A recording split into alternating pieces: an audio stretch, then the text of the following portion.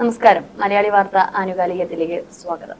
നമസ്കാരം സർ. നമസ്കാരം സർ, വലിയൊരു പിണക്കത്തിനുള്ളിൽ നിന്നുകൊണ്ട് രണ്ട് സുഹൃത്തുക്കൾ വീണ്ടും ഒന്നാവുകയാണ്. ഞാൻ പറഞ്ഞു വരുന്നത് മോദി ട്രംപ് കൂടിക്കാഴ്ചയെക്കുറിച്ചാണ്. സെപ്റ്റംബറിൽ വീണ്ടും മോദി ട്രംപ് കൂടിക്കാഴ്ച നടത്തുന്നു എന്നുള്ള വാർത്തകളൊക്കെയാണ് പുറത്തു വരുന്നത്. ആ ഒരു കൂടിക്കാഴ്ചയിൽ പിണക്കം മാറുമോ ഇല്ലയോ എന്നുള്ളത് നമ്മുടെ രാജ്യം മാത്രമല്ല എല്ലാ രാജ്യങ്ങളും ഉറ്റുനോക്കുകയാണ്. ഒപ്പം ഇന്ന് മറ്റൊരു വിമർശനം കൂടി US ട്രഷറി സെക്രട്ടറി സ്കോട്ട് ബെസന്റിന്റെ ഭാഗത്തു നിന്നുണ്ടായി. ധിക്കാരി രാജ്യമെന്നാണ് ഇന്ത്യയെ പറഞ്ഞത്. ധിക്കാരി രാജ്യമാണോ നമ്മുടെ രാജ്യം? സ്കോട്ട് ബെസന്റ് പറഞ്ഞത് മികച്ച ധിക്കാരി എന്നാണ് ഇന്ത്യ. അതെ, മികച്ച ധിക്കാരി. അതെ, ഒരു പക്ഷേ അമേരിക്ക ഇത്തരം ധിക്കാരികളെ അധികം കണ്ടിട്ടുണ്ടാവില്ല. അമേരിക്കയ്ക്ക് മുന്നിൽ പഞ്ചപുച്ഛ മണക്കി നിൽക്കുന്നവരെയാകും അമേരിക്ക മുൻപ് കണ്ടിട്ടുള്ളത്. പക്ഷേ ഇന്ത്യ ധിക്കാരി എന്ന് വിളിക്കുമ്പോൾ അമേരിക്കയ്ക്ക് അത് വ്യക്തമാക്കാൻ കഴിയുന്നില്ല ഏത് ഭാഗത്താണ് ഇന്ത്യ ധിക്കാരിയായി മാറുന്നത് എന്ന്. ട്രംപ് ഇന്ത്യക്ക് മുന്നിൽ വയ്ക്കുന്ന ഉപാധികൾ ഇന്ത്യ അംഗീകരിക്കുന്നില്ല എന്നിടത്താവാം അധികാരി എന്ന പദം ഇന്ത്യക്ക് മേൽ ചാർത്താൻ ട്രംപ് ശ്രമിക്കുന്നത്, അല്ലെങ്കിൽ അമേരിക്കൻ ട്രഷറി സെക്രട്ടറി ശ്രമിക്കുന്നത്. അമേരിക്കയ്ക്ക് അമേരിക്കയുടെ ദേശീയ താല്പര്യങ്ങളുണ്ട് എന്നതാണ് ട്രംപിൻ്റെ എപ്പോഴത്തെയും അവകാശവാദം. ഈ തെരഞ്ഞെടുപ്പിൽ ട്രംപ് കടന്നു വരുന്ന അന്ന് മുതൽ ട്രംപ് മുന്നോട്ട് വെച്ച മുദ്രാവാക്യം അമേരിക്ക ഫസ്റ്റ് എന്നുള്ള മുദ്രാവാക്യമാണ്. സമാനമാണ് ഇന്ത്യയുടെ ഒരു സ്ഥിതിയും. ഇന്ത്യയുടെ ഭരണം കൈയാളുന്ന നരേന്ദ്രമോദി തുടക്കം മുതൽ മെയ്ക്ക് ഇൻ ഇന്ത്യ എന്നുള്ള ഒരു മുദ്രാവാക്യത്തിൻ്റെ വക്താവാണ്. സ്വാശ്രയ ഇന്ത്യ എന്നുള്ള ആശയത്തിൻ്റെ വക്താവാണ്. സ്വാഭിമാൻ കൂടുതൽ ഉച്ചത്തിൽ മുദ്രാവാക്യം ഉയർത്തുന്ന ഒരു പ്രധാനമന്ത്രിയാണ്. ആ പ്രധാനമന്ത്രിയുടെ ഒരു പ്രത്യേകത മാത്രമല്ല, ഇന്ത്യ പഴയ ഇന്ത്യ അല്ല, കൂടുതൽ കരുത്തോടെ നിൽക്കുന്ന ഒരു ഇന്ത്യയാണ് ഇപ്പോൾ ലോകത്തിന് കാണാൻ കഴിയുന്നത്. ഇന്ത്യയുടെ സ്വത്വം വീണ്ടെടുത്ത ഒരു കാലഘട്ടത്തിലാണ്. ഇന്ത്യ ആരാണ് എന്നിടത്താണ് ഇന്ത്യയെ അമേരിക്ക എങ്ങനെ വിലയിരുത്തുന്നു എന്ന് നമ്മൾ മനസ്സിലാക്കേണ്ടത്. അമേരിക്കൻ താല്പര്യങ്ങൾക്ക് തലവെച്ച് കൊടുക്കുന്ന ഒരു ഇന്ത്യ അല്ല ഇപ്പോഴത്തെ ഇന്ത്യ.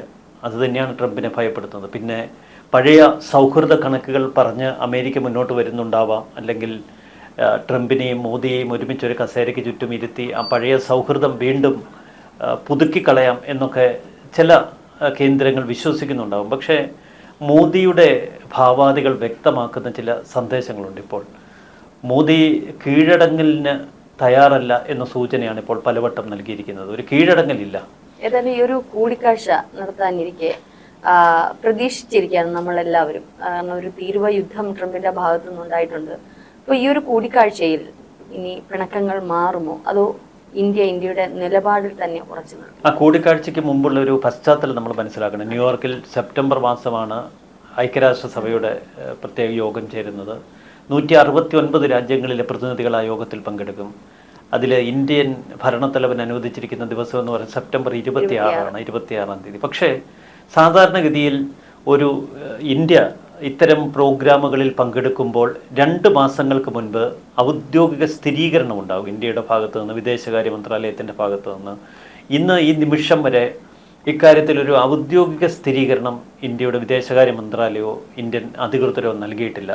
ന്യൂയോർക്കിൽ വെച്ച് നടക്കുന്ന ഐക്യരാഷ്ട്രസഭയുടെ ഈ സമ്മേളനത്തിൽ ഇന്ത്യൻ പ്രധാനമന്ത്രി നരേന്ദ്രമോദി പങ്കെടുക്കുമോ ഇല്ലയോ എന്നതിനെക്കുറിച്ച്. പങ്കെടുക്കും എന്ന് തന്നെയാണ് പൊതുവെ കരുതപ്പെടുന്നത്. പക്ഷേ ആ യോഗത്തിലേക്ക് നരേന്ദ്രമോദി കടന്നു ചെല്ലുന്നത് പഴയ ഒരു സുഹൃത്തായിട്ട് മാത്രമായിരിക്കില്ല. നമ്മുടെ ദേശീയ സുരക്ഷാ ഉപദേഷ്ടാവ് അജിത് ഡോവൽ കഴിഞ്ഞ ദിവസങ്ങളിൽ മോസ്കോ സന്ദർശിച്ചിരുന്നു. പുതിനുമായി നേരിട്ട് കൂടിക്കാഴ്ച നടത്തി. അദ്ദേഹം മറ്റൊരു പാത കൂടി ഇപ്പോൾ വെട്ടിത്തുറത്താണ് ഇങ്ങോട്ട് മടങ്ങിയിരിക്കുന്നത്. പുതിനുമായി നടത്തിയ കൂടിക്കാഴ്ച വിവരങ്ങളും മോസ്കോയിൽ വെച്ച് നടത്തിയ പ്രഭാഷണത്തിൻ്റെ ഹൈലൈറ്റ്സുമൊക്കെ ഇപ്പോൾ നമ്മൾ വായിക്കുന്നു. നമ്മുടെ പ്രധാനമന്ത്രി നരേന്ദ്രമോദി പുതിനുമായി കൂടിക്കാഴ്ച നടത്തും എന്ന വാർത്തകൾ ഇപ്പോൾ പുറത്തു വരുന്നുണ്ട്. മറുവശത്ത് യുക്രൈൻ പ്രസിഡന്റ് സെലൻസ്കി മോദിയുമായി ഫോണിൽ സംസാരിച്ചു. സെലൻസ്കി മോദിയോട് സംസാരിക്കുമ്പോൾ റഷ്യയിൽ നിന്നുള്ള എണ്ണ ഇറക്കുമതി കുറയ്ക്കണമെന്നാണ് ആവശ്യപ്പെട്ടത്. പൂർണ്ണമായി നിർത്തണമെന്നല്ല. ട്രംപിന് വിരുദ്ധമായി സെലൻസ്കി മുന്നോട്ട് വെച്ച ആശയം എണ്ണയുടെ ആ ഇറക്കുമതി തോത് കുറയ്ക്കണമെന്നാണ്. അതാണ് യാഥാർത്ഥ്യ ബോധമുള്ളത്. ജോ ബൈഡൻ്റെ കാലത്ത് തുടങ്ങിയ ഒരു എണ്ണ ഇറക്കുമതി ശൈലിയാണ്, അന്ന് തുടങ്ങിയതാണ്. നമ്മൾ ആ വ്യാപാര ശൈലി ഇന്ത്യ കഴിഞ്ഞ കുറേ വർഷമായിട്ട് ഇപ്പോൾ പിന്തുടരുന്നു. യുക്രൈൻ യുദ്ധം ആരംഭിച്ചതിന് തൊട്ട് പിന്നാലെ ആഗോള തലത്തിൽ പെട്ടെന്ന് ക്രൂഡ് ഓയിൽ വില വലിയ തലത്തിലേക്ക് ഉയർന്നത്. യൂറോപ്യൻ യൂണിയൻ രാജ്യങ്ങളെ അമേരിക്കയും ഒക്കെ നേരിട്ട് ബാധിക്കാൻ തുടങ്ങി. അപ്പോഴാണ് ഇന്ത്യ റഷ്യയിൽ നിന്ന് കുറഞ്ഞ ചെലവിൽ എണ്ണ ഇറക്കുമതി ചെയ്യാനുള്ള ഒരു കരാറിൽ ഏർപ്പെടുന്നത്. ഇതിനെ ജോ ബൈഡൻ പ്രാഥമിക തലത്തിൽ തന്നെ അംഗീകരിച്ചു വന്നു. കാരണം അതൊരു ആഗോളതലത്തിൽ എണ്ണവില നിയന്ത്രിക്കാൻ സഹായിക്കും എന്നുള്ള പ്രതീക്ഷയായിരുന്നു അത്തരമൊരു തീരുമാനമെടുക്കാൻ ജോ ബൈഡനെ പ്രേരിപ്പിച്ചത്. ഇന്ന് ട്രംപ് പൊടുന്നനെ ഇന്ത്യയോട് റഷ്യയ്ക്ക് മേൽ ഞങ്ങൾ ഉപരോധം ഏർപ്പെടുത്തി, റഷ്യൻ എണ്ണ ഇങ്ങോട്ടേക്ക് ഇന്ത്യയിലേക്ക് ഇറക്കുമതി ചെയ്യുന്നത് ഒരു തരത്തിലും അംഗീകരിക്കാൻ കഴിയില്ല എന്നൊക്കെ പ്രഖ്യാപിക്കുമ്പോൾ അതിന് തലവെച്ചു കൊടുക്കാൻ ഇന്ത്യ കിട്ടില്ല. കാര്യം ഇന്ത്യ വ്യക്തമാക്കി ഒരു വശത്ത്.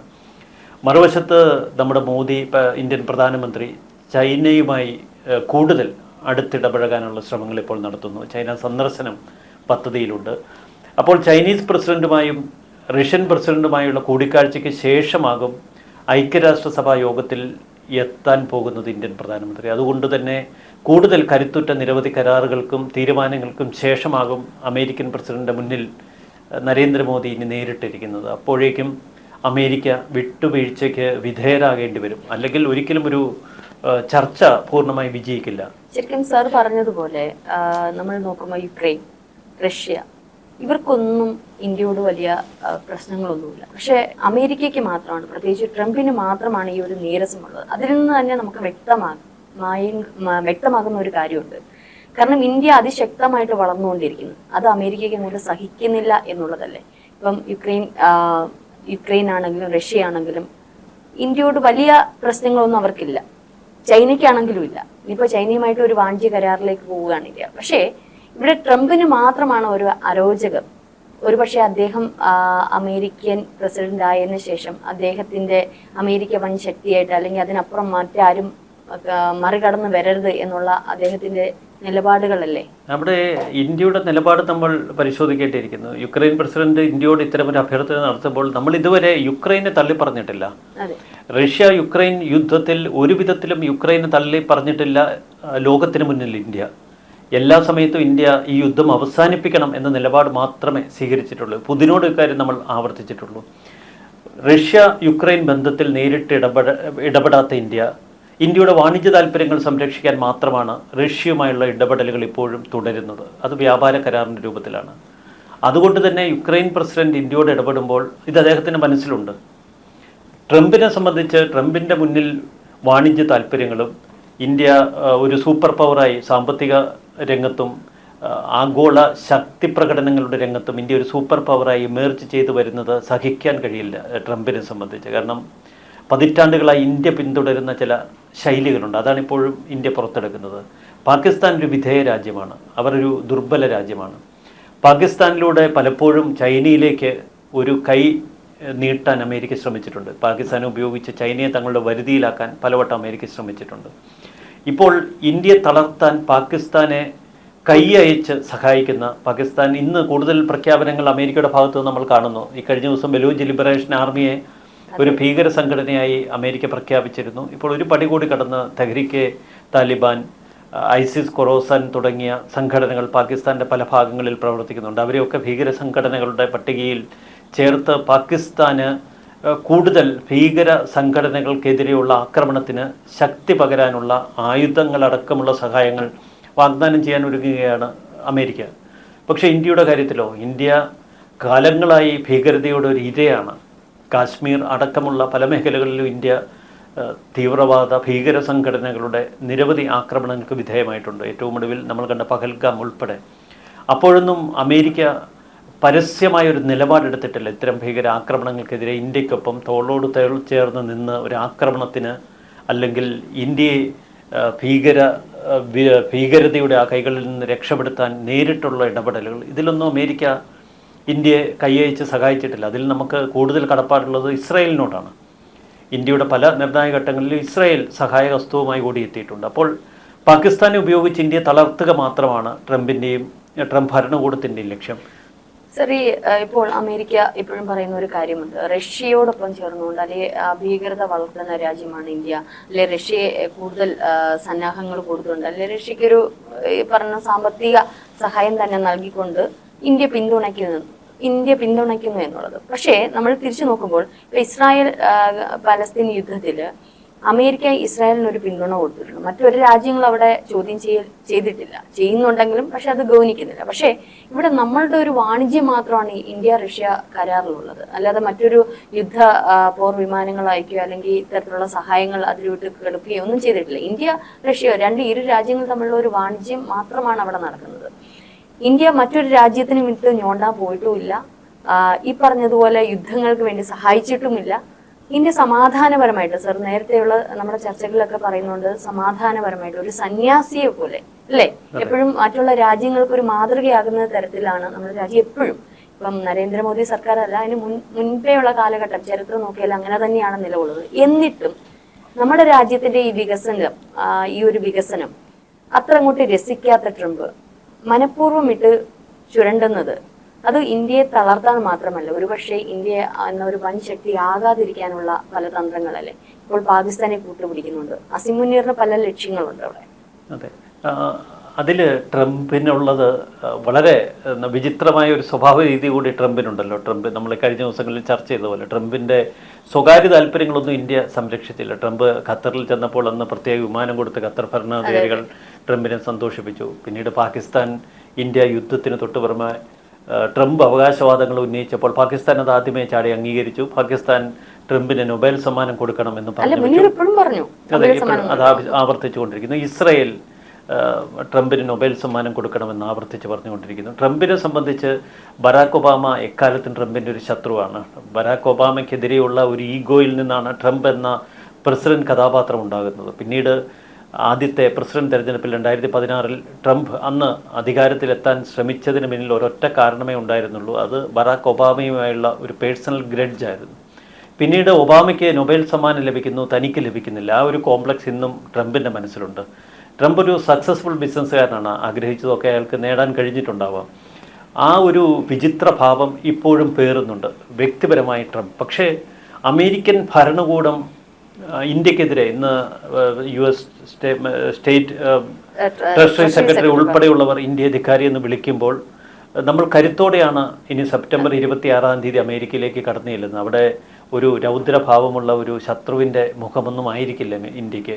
ഒരു കരുത്തൻ്റെ ക്ഷമയുള്ള ഒരു കരുത്തൻ്റെ മുഖം തന്നെയായിരിക്കും. അതാണ് അമേരിക്കയെ കൂടുതൽ ഭയപ്പെടുത്തുന്നത്. ഇത് ചൊടിപ്പിക്കാനിടയില്ല, ഭയപ്പെടുത്താനേ ഉള്ള സാഹചര്യമാണ് കൂടുതൽ.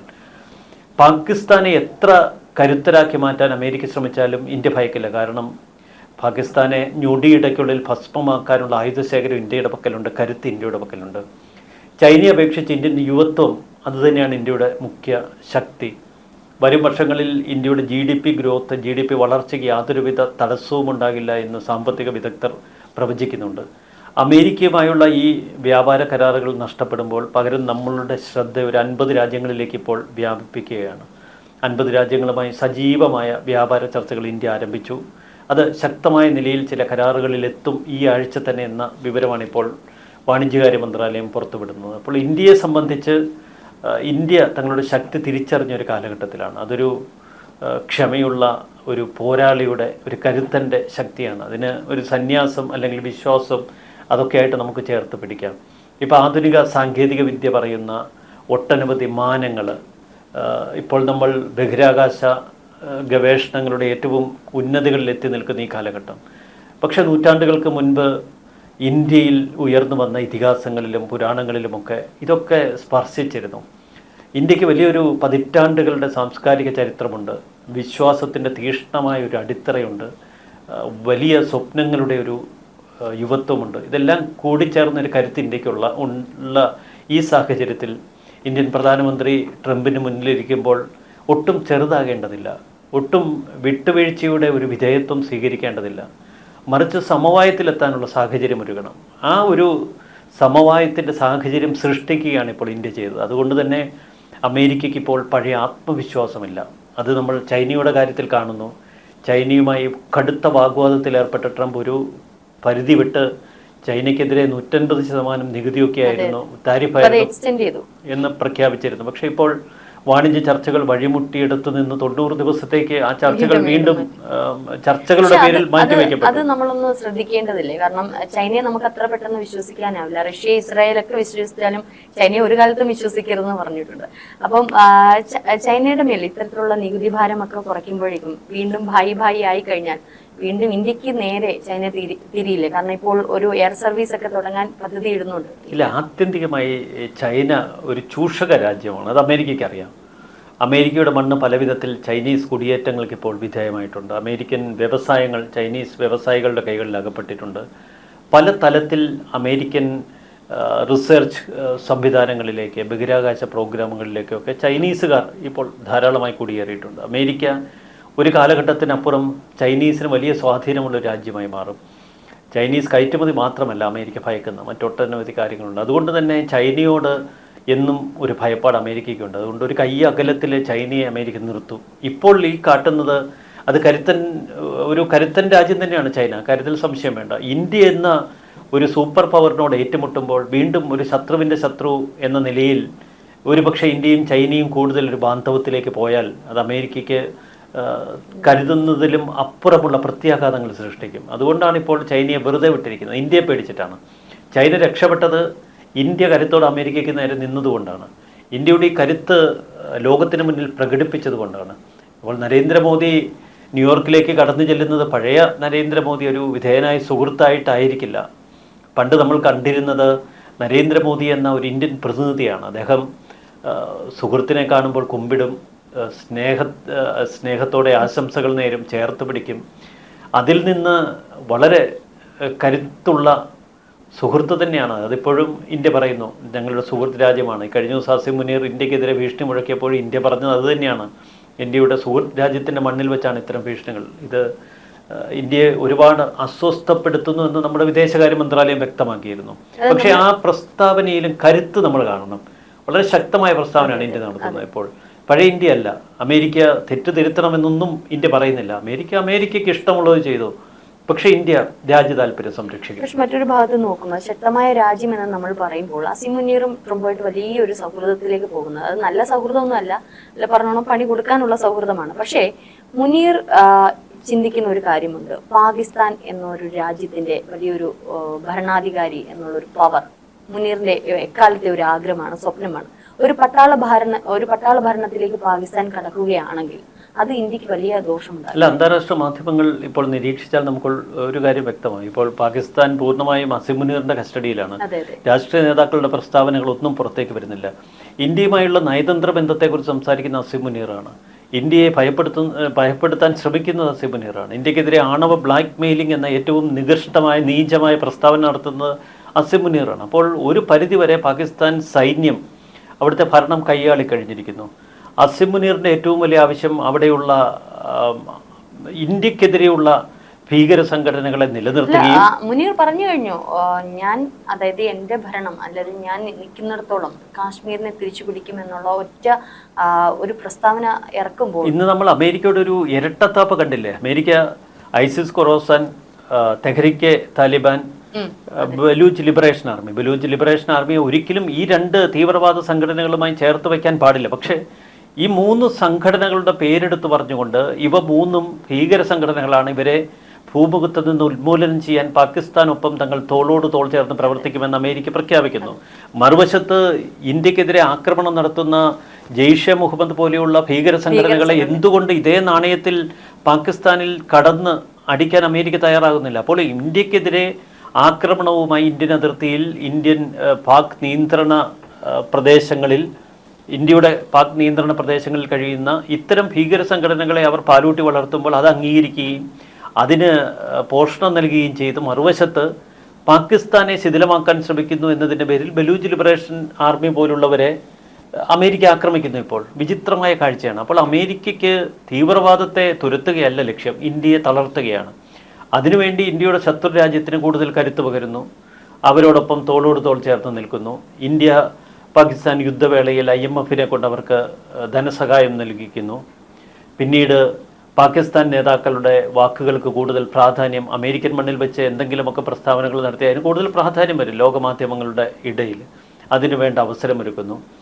അപ്പോൾ ഏറ്റവും നീചമായ തലത്തിൽ ഇന്ത്യയെ സമ്മർദ്ദത്തിലാഴ്ത്താനുള്ള നടപടികളാണ് അമേരിക്ക സ്വീകരിച്ചത്. പാകിസ്ഥാൻ പ്രധാനമന്ത്രി എന്നൊരു പേര് മാത്രമേ ഉള്ളൂ. അദ്ദേഹത്തിന് യാതൊന്നും ചെയ്യാൻ പറ്റുന്ന ഒരു സ്ഥിതിയിലേക്കല്ല പോകുന്നത്. നമുക്കറിയാം, ഇന്ത്യ പാകിസ്ഥാൻ ഒരു ശാന്തമായ രീതിയിൽ പോയിക്കൊണ്ടിരിക്കുന്നിടത്ത് ഇടയിലാണ് അസിം മുനീറും ഈ ഒരു ഭീകരവാദി ആക്രമണം ഒക്കെ ഉണ്ടായത്. മുനീർ ഇപ്പോൾ വല്ലാണ്ട് ഒന്ന് വളരാൻ ശ്രമിക്കുന്നുണ്ട്. പക്ഷെ അത് നമുക്ക് തീർച്ചയായിട്ടും അത് ദോഷം ചെയ്യും. ശരിക്കും നമ്മൾ ജാഗ്രതയോടെ ഇരിക്കേണ്ടതല്ലേ? അല്ല, ഒരു മതഭ്രാന്തന്റെ കയ്യിലാണ് ആണവസിച്ചിരിക്കുന്നത്. ഇത് ഒരു പക്ഷേ നമ്മൾ ചരിത്രം പഠിക്കുമ്പോൾ ഒരു കാര്യം നമുക്ക് ബോധ്യമാകും. പാകിസ്ഥാന്റെ ആണവ പദ്ധതിയുടെ സ്വിച്ച് അമേരിക്കയുടെ കൈകളിൽ തന്നെയാവാം. അതിനുള്ള സാധ്യതകളാണ് ഏറെ. പക്ഷേ അത് കൈകാര്യം ചെയ്യുന്നത് ഒരു മതഭ്രാന്തനാണ്. അവിടെയാണ് ലോകം കൂടുതൽ ഭയക്കേണ്ടത്. ഇന്ത്യ മാത്രമല്ല, ലോകത്തിൻ്റെ പകുതി കൊണ്ട് പോകും എന്ന് പറയുന്ന ഒരു മതഭ്രാന്തൻ അവിടെ കൂടുതൽ കരുത്താർജിക്കുകയാണ്. അല്ല, നമ്മൾ ഇതിനു മുമ്പ് കാർഗിൽ യുദ്ധമൊക്കെ കണ്ടതാണ്. ഇത്തരത്തിലുള്ള ഒരു മതഭ്രാന്തന്റെ അല്ലെങ്കിൽ ഇത്തരത്തിലുള്ള ഒരു ഇത് സെയിം അസിം മുനീർ എന്ന് തന്നെ പറയേണ്ടിയിരിക്കുന്നു. ആ ഒരു കാലത്ത് നമ്മൾ കണ്ടതാണ് കാർഗിൽ വാറൊക്കെ. അപ്പോൾ വീണ്ടും അത്തരത്തിലുള്ള ഒരു പട്ടാള ഭരണത്തിലേക്കൊക്കെ പോവുകയാണെങ്കിൽ നമ്മുടെ രാജ്യം വലിയ ശ്രദ്ധയോടെ തന്നെ ഇരിക്കണം. ശക്തമായ രാജ്യം എന്ന് പറയുമ്പോൾ ഇന്ത്യക്ക് ഇപ്പോൾ ഭയമില്ലാത്തതാണ് ഇന്ത്യയുടെ ഏറ്റവും വലിയ ശക്തി. ഇന്ത്യ ഭയം ഇല്ലാത്ത ഒരു രാജ്യമായി ഇപ്പോൾ തുടരുന്നത് നമ്മുടെ കരുത്ത് സ്വത്വം തിരിച്ചറിഞ്ഞതുകൊണ്ടാണ്. നമ്മുടെ യുവത കൂടുതൽ കരുത്താർജിച്ചിരിക്കുന്നു. ഭരണകൂടത്തിന് ഒരു ഏകോപന സ്വഭാവമുണ്ട്. നമ്മുടെ സൈന്യത്തിന് കൂടുതൽ ഒരു വീരോടെ പോരാടാനുള്ള ഉത്തേജനമുള്ള കാലഘട്ടമാണ്. അപ്പോൾ കൂടുതൽ ദേശീയബോധം, നമ്മുടെ പ്രധാനമന്ത്രി പറയുന്നത് പോലെ സ്വാശ്രയ India, Swabhiman India, make in India, American president Donald Trump America first എന്ന് പറയുന്നത് പോലെ ഇന്ത്യ അത്തരം മുദ്രാവാക്യങ്ങളുമായി പുതിയ കാലഘട്ടത്തിൽ ഇപ്പോൾ ശക്തമായിക്കൊണ്ടിരിക്കുകയാണ്. അതുകൊണ്ട് തന്നെ ഇന്ത്യയുടെ കരുത്തിന് മുന്നിൽ പാകിസ്ഥാൻ നിഷ്പ്രഭമായി പോവാതെ കാര്യത്തിലൊന്നും സംശയമില്ല. എന്നാലും നമ്മുടെ ചർച്ച അവസാനിക്കുമ്പോൾ ധിക്കാരി രാജ്യം എന്ന് പറയുന്ന സ്കോട്ട് ബെസന്റിന് ഒരു ഹാൻഡ്സ് ഓഫ് തന്നെ നൽകാം. തീർച്ചയായിട്ടും ഇന്ത്യ ഒരു ധിക്കാരി രാജ്യം തന്നെയാണ്. കാരണം കരുത്ത് തിരിച്ചറിഞ്ഞവർ സ്വാഭാവികമായിട്ടും ഒരു ധിക്കാരമുള്ളവരായിരിക്കും. അതിൽ തെറ്റൊന്നും പറയാൻ പറ്റില്ല. നന്ദി സർ. നന്ദി, നമസ്കാരം.